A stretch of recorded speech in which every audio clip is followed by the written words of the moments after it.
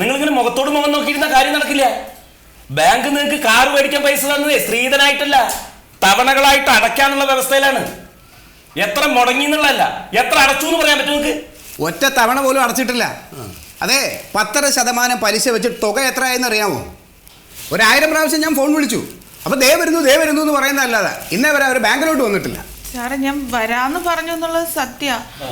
പക്ഷെ ഈ 10% കണക്ക് എനിക്ക് മനസ്സിലായില്ല. 6% പലിശയിലല്ലേ ലോൺ തന്നേ? 6% പലിശ?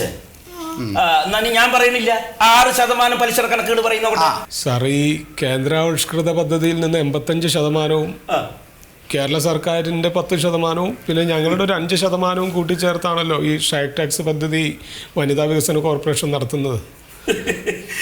എടോ, ഇതിന്റെ പേരിൽ വനിതാ വികസന കോർപ്പറേഷന്റെ നയാ പൈസ ഞങ്ങളുടെ ബാങ്കിന് കിട്ടിയിട്ടില്ല. അതെന്താ സാറേ അങ്ങനെ പറയണേ? ഈ കുടുംബശ്രീക്കാർ നടത്തുന്ന ഓട്ടോറിക്ഷ പദ്ധതിയിൽ നിന്ന് 1-2 ലക്ഷം രൂപ വരെ വരുന്ന ഈ നാനോ വരെ 50,000 രൂപ സബ്സിഡി കൊടുക്കുന്നുണ്ട്. പിന്നെ ഈ 7-8 ലക്ഷം രൂപ വില വരുന്ന കാറിന് എന്താ നിങ്ങൾ സബ്സിഡി കൊടുക്കാത്തത്? എടോ ശീതള, ഈ വനിതാ വികസന കോർപ്പറേഷൻകാർ വെറും 3 വാഹനത്തിനാണ് വായ്പ കൊടുത്തിട്ടുള്ളത്. അത് ചുമ്മാതെയൊന്നുമല്ല, അവരുടെ വീടും വസ്തുവൊക്കെ പണയപ്പെടുത്തിയിട്ടാണ്. സാർ, ഞങ്ങളുടെ അവസ്ഥ ഒന്ന് മനസ്സിലാക്കണം. ആകെ കിട്ടുന്നതിൽ നിന്ന് 13% ആ കോൾ സെന്ററിൽ അടയ്ക്കണം. പിന്നെ ബാക്കി കൊണ്ട് വേണം ഇവിടുത്തെ വീട്ടു ചെലവ്. വണ്ടിക്ക് എന്തെങ്കിലും പണി വന്നാൽ അത് ചെയ്യണം. അപകടം ഉണ്ടായാലും ഞങ്ങൾ തന്നെ നോക്കണം. ഞങ്ങൾക്ക് ഇൻഷുറൻസും PF ഒന്നും ഇല്ലല്ലോ സാറേ. നിങ്ങൾ പറയണത് ശരിയാണ്, പക്ഷെ ഞങ്ങൾക്കൊന്നും ചെയ്യാൻ പറ്റില്ല.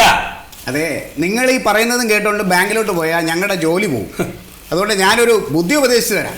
ഇപ്പോൾ ആകമാനം 40 ഷൈ ടാക്സികൾ ഉണ്ടെന്നാണ് കണക്ക്. അതിലേതാണ്ട് 33 ഇപ്പം റോഡിൽ ഓടുന്നുള്ളൂ. തിരുവനന്തപുരത്ത് 17 അല്ല സാർ, അതിൽ 17 തിരുവനന്തപുരത്താണ്, 12 എറണാകുളത്ത്, പിന്നെ 4 കോഴിക്കോട്.